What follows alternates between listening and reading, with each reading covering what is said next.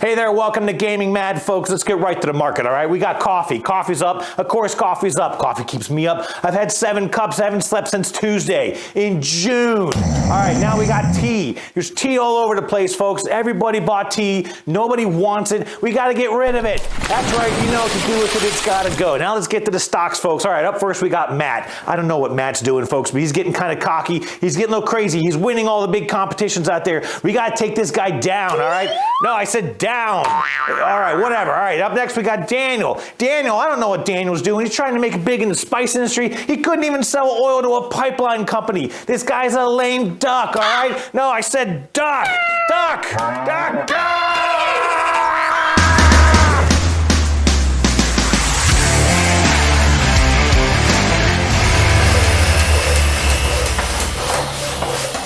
Hey there, everyone. I am Jeff, your tabletop technician here on the Dice Tower. Look, we are all familiar with the concept of buying low and selling high. Heck, for some of you, that's your business model with Kickstarter campaigns, isn't it? And don't we just love you? But what if you could get that same thrill in a board game? And what if you could do it by visiting ports of call along the Indian Ocean in, I don't know, the early 1700s, trading coffee and tea and whoa, hey, whoa, hang on, come back. Okay, all right, listen, I get it, right? This isn't exactly the most exciting theme. It's not the most interesting setting. It's kind of an idea that's been done a million times before, and it's even a bit ironic since the front of the box says the games you want to play. But listen, the game's actually pretty good. It's pretty interesting. So why don't you let me just get through some rules and we'll kind of see how this goes. Okay, give me a chance because I kind of need the views. This is East India Companies by R&R Games, and it plays out over 5 rounds called periods, spanning 1700 to 1900, which does happen to be the time frame in which the British East India Companies did actively participate in slave trading. But, well, let's just move on. Each period of the game runs through 5 main phases, throughout which players will work with agents to improve their companies, purchase stock in each other's companies, send their ships out to foreign ports of call, purchase exotic goods from those markets, and hopefully sell those goods back in Europe for a healthy profit.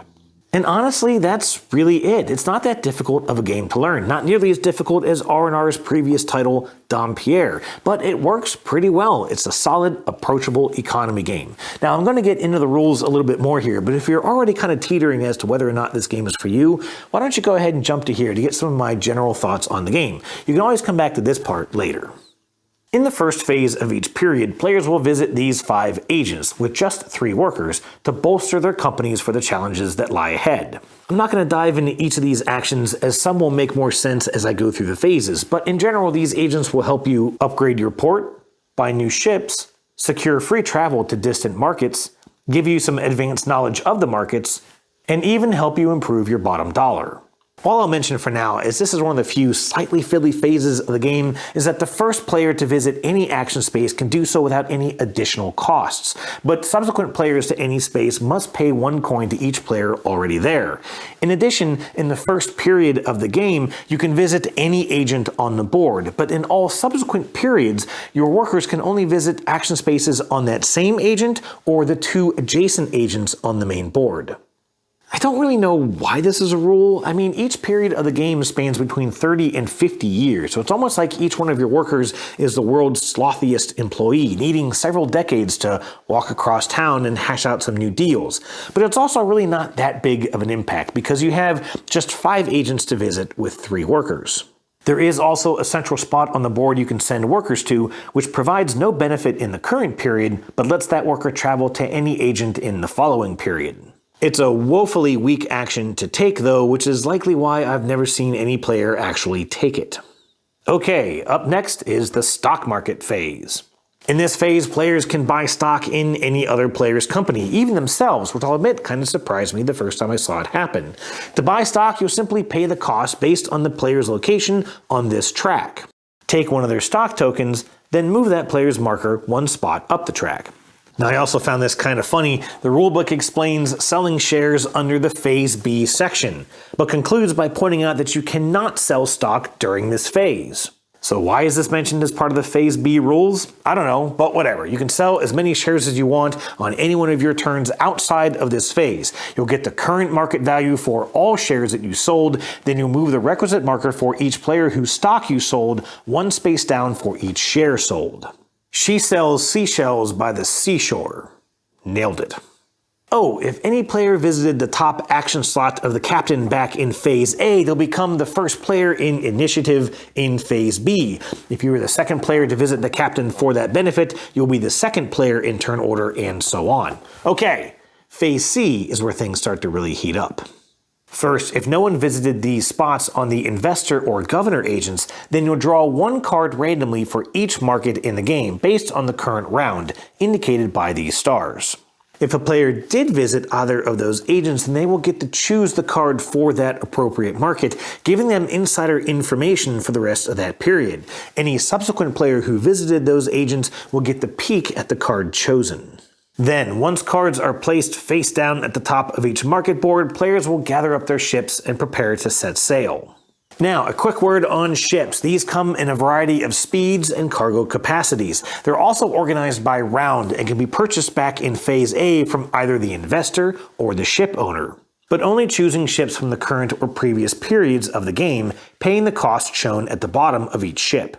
In the navigation phase, players will pick up their ships into their hand, and then in turn order, place one of their ships into any of the 3 ports on the main board: China, the East Indies, or India itself. 2 of these markets show a cost, which you must pay for each ship you place on that port, unless you visited this action space of the captain during Phase A. See how things are starting to come around? Once all ships have been played, you'll enter Phase D, the loading phase. First, you'll reveal the Indies market card, placed here in Phase C. You'll then add the number of cubes shown on the card and on these dice, which were rolled and placed here on Phase A, and add that number of cubes to each column on the Indies market. The rest of this phase gets just a little fiddly. With the market freshly stocked, you'll take this loading track and place it somewhere convenient to whoever is kinda running the game. You'll then take the stack of ships at the China port, and starting with the ship on top of the stack, reveal each ship, placing them face up into this board based on their speeds. Finally, you'll start with the faster ships on the left side of this track. The top ship of each stack, which would have been placed earlier in the navigation phase, will get to take as many cubes as will fit on this ship from either of the 2 columns available at this market, as shown on the main board. They of course get to buy goods at the cheapest price available, removing cubes from the Indies market board, placing them on their ships, and placing the ship back at their port in front of them. You'll do this for each ship at each port, and it is a little bit of a lengthy, fiddly process, but honestly, you'll get the hang of it pretty quick. Now, there is one extra little wrinkle to this, and that is that when it's any player's turn to load one of their ships, they may instead choose to pay a coin to leave that ship at that port. This adds an extra step in the same loading phase in the next period, because any ships that were left behind get to activate first, again according to their speed, before any of the ships that had arrived in that period, even if they are faster ships. There's no real easy way to track this either, so we just kind of took to putting the ships left behind slightly offset from these spots on the main board as we went along. Oh, and if you visited this action spot on the governor back in Phase A, you can put a trading post on these seal spaces on the main board. These grant you a 1 coin discount on any good you buy from that market for the rest of the game. But of course, there are a limited number of spots at each one of these markets, and there aren't enough spots for each player to place both of their posts. Okay, Phase E, selling. First up, you'll reveal this card placed at the top of the European market. Again, adding the cubes shown to the cubes on these dice, but this time you remove that number of cubes from each column in this market. This means that most of you will have no idea how many goods you'll be able to sell or how much you might earn until right now. But again, in Phase E, the ship speed is what matters, as you'll start by calling roll call on each of the ship speeds, starting with 4. Any player who has ships at their home port of that speed will get to sell the goods from one of their ships of that speed value in turn order. Of course, as the markets fill up, prices will start to drop, but players have 2 possible advantages here. First off, anyone who visited any of these action spots on the trader way back in Phase A will get an extra coin for each cube with the appropriate color that they sell. But also, if the market is kind of garbage or even already full when it's your turn to sell, you can possibly store some of those goods in warehouses at your port, provided you've upgraded your port with the help of the ship owner, again back in Phase A. So in this selling phase, any players who still have goods left over in their warehouses will get to sell them again in turn order before any ships are offloaded. Lastly, it's time to brag about our exploits. During the selling phase, players will keep track of their sales by placing all their income here on this side of their port. At the end of this phase, you'll check to see who made the most money, and then players will adjust their stock prices based on this guide on the main board. Up 2 spaces for the most successful, down 1 space for the least successful if you're playing at 4 players. You then adjust the turn order in reverse order of the success of sales, marking this as the one catch-up mechanism in this game. But we're not quite done yet.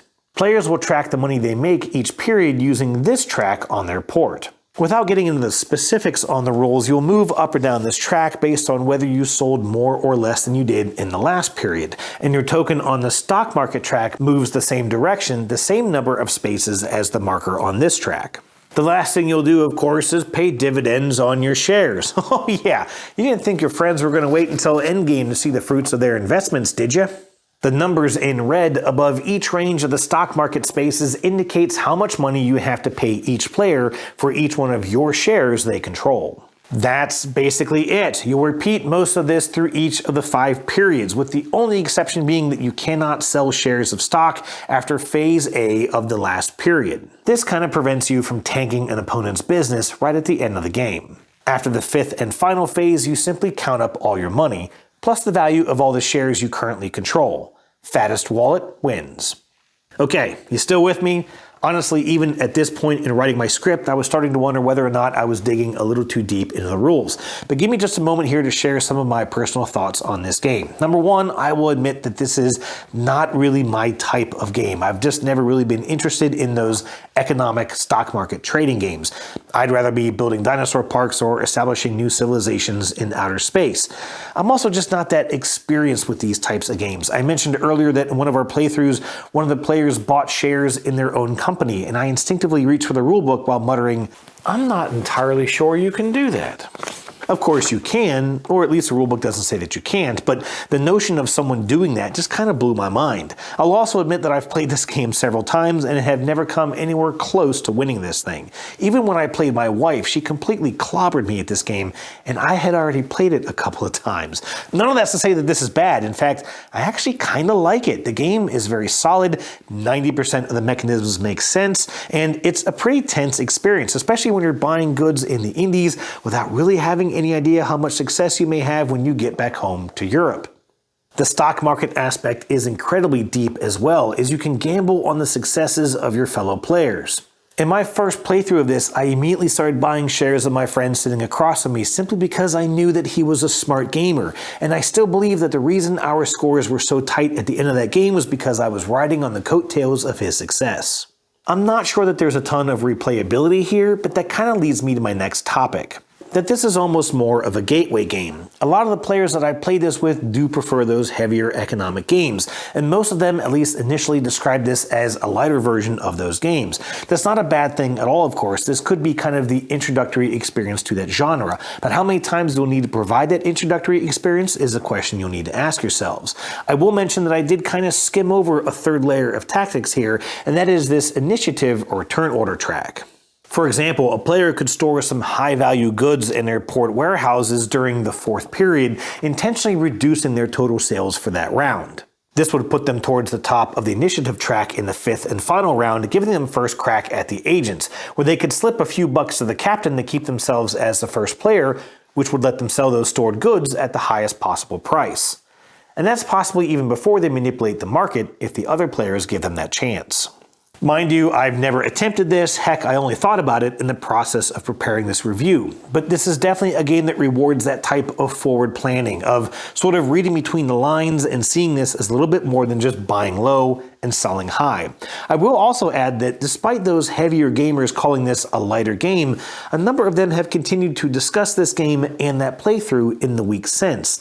I think that despite not having a ton of components or a ton of rules or a ton of systems to manage, I don't know, it's like this game just adds up to a little bit more than the sum of its parts, at least for the right players. By the way, I also really like the art and components here. The main board really pops on the table, even with all the earth tones. Also, mad props to the first game I've ever seen with a silver player color. I like the ships, I like the port tiles each player has, and the iconography is pretty good. I do kind of wish that this loading track was somehow built into the main board, as this thing just kind of gets in the way, and I also wish that there was a way to keep track of the ships that were left behind in the loading phase from the previous round. I'm also a tad bummed that the goods are simply represented by colored cubes, but I also don't think that this game would benefit from an extra $20 in its MSRP.